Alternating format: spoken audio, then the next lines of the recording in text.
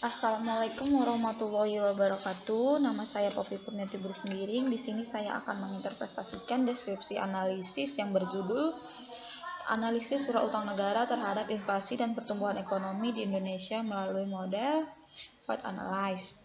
Nah, yang pertama itu saya akan menjelaskan pengertian dan konsep dasar FAT Analyze.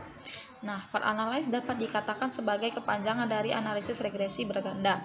Meski didasarkan sejarah terhadap perbedaan dasar antara FAT Analyze yang bersifat independen terhadap prosedur statistik dalam menentukan hubungan sebab akibat, sedangkan regresi linier memang merupakan prosedur statistik yang digunakan untuk menganalisis hubungan sebab akibat antara variabel yang dikaji. Apa sebenarnya tujuan menggunakan FAT Analyze? Nah, tujuan menggunakan FAT Analyze itu diantaranya adalah yang pertama, melihat hubungan antar variabel dengan berdasarkan model a priori. Nah, yang kedua, menerangkan mengapa variabel-variabel berkolerasi dengan menggunakan suatu model yang berurutan secara temporer. Yang ketiga, menggambar dan menguji suatu model matematis dengan menggunakan persamaan yang mendasarinya. Yang keempat, mengidentifikasi jalur penyebab suatu variabel tertentu terhadap variabel lain. Nah, yang kelima, menghitung besarnya pengaruh satu variabel independen exogenous atau lebih terhadap variabel dependent endogenous lainnya. Konsep dasar FAT Analyze yaitu yang pertama adalah istilah lain dari uji regresi dengan variabel interfering adalah FAT Analyze itu atau analisis jalur. Yang kedua, FAT Analyze merupakan bagian lebih lanjut dari analisis regresi. Nah, yang ketiga ada analisis regresi biasa digunakan untuk menguji apakah ada pengaruh langsung yang diberikan oleh variabel bebas terhadap variabel terikat.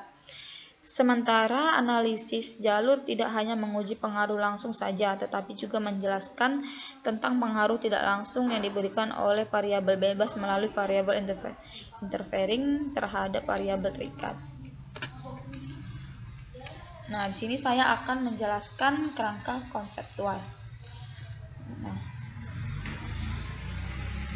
di mana X adalah X sebagai Sun dan Y sebagai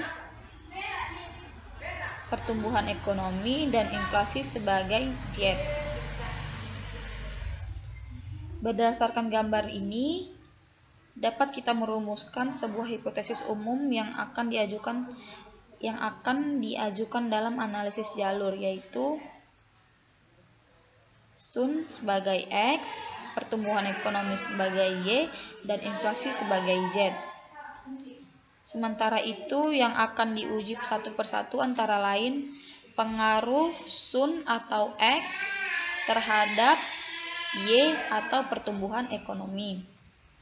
Nah, yang kedua itu pengaruh Sun atau X terhadap inflasi atau Z.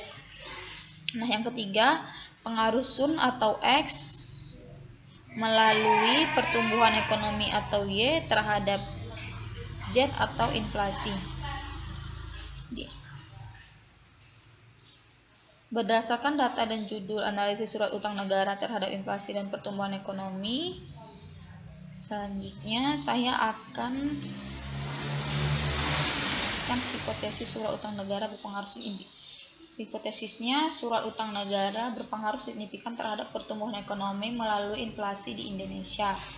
Model analisis datanya itu dilakukan dengan model causal step regresi mediasi dengan causal step perkembangan oleh Brown dan Keynes pada tahun 1986. Berikut persamaan yang berdasarkan metode causal step. Yang pertama itu ada inflasi sama dengan X2 tambah X Sun. Persamaan kedua itu pertumbuhan ekonomi sama dengan X3 tambah C atau tambah B inflasi. Sekian dan terima kasih interpretasi. Saya akhiri dengan Assalamualaikum warahmatullahi wabarakatuh.